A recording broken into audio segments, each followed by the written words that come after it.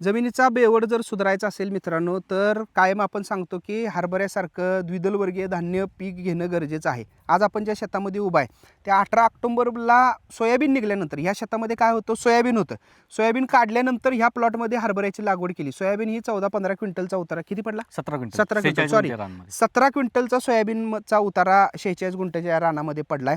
आणि त्याच्यातच परत हरभरा केला. हरभरा करताना काय केलं, बेसिक बघा काय केलं. इथं तुम्हाला दिसेल खाली ड्रिपची नळी आहे, दिसते ही ड्रिपची नळी, भोंड्यावरच हरभरा टोकलाय.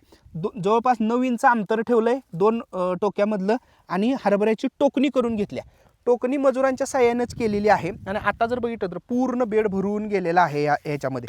फायदा दुसरा काय बघा, महत्त्वाची गोष्ट जर बघायची असेल तर हा फायदा जो आहे तर हा फायदा आहे जमिनीमध्ये भेगा ज्या पद्धतीने पडायला लागल्यात, ह्या भेगा तुम्हाला दिसतात, हे कशी भेग पडल्या बघा, पूर्णपणे जमीन खालीपर्यंत फाडली जाते.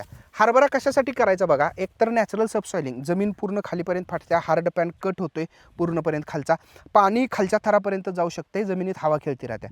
दुसरी महत्त्वाची गोष्ट, नत्राचं स्थिरीकरण चांगल्या पद्धतीने होते. आणि तिसरी महत्त्वाची गोष्ट ह्याच्यातनं ज्या गोष्टी आता हे मॅलिक ॲसिड आहे, आंब आहे, हे आंब मातीवर पडणार आहे, ह्यानं भौतिक गंधर्व देखील सुधारायला मदत होत्या. आणि हरभऱ्याचं उत्पादन त्यांनी मागच्या वर्षी 14 क्विंटल हरभऱ्याचं उत्पादन काढले आणि 5,000 धरला तरी 14-5 70,000चं उत्पादन 120 दिवसात निघणार आहे. प्लॉट काय मोकळा राहणार नाही. तर ह्या पद्धतीने आपल्याला नियोजन करायचं आहे. ऊसाच्या उत्पादनासाठी जमिनीची तयारी आधी करा, नाहीतर तहान लागल्यावर विहीन खाणं आणि मग मी ऊसाचं उत्पादन घेतो असं जर म्हणत असाल तर ऊसाचं उत्पादन येणार नाही.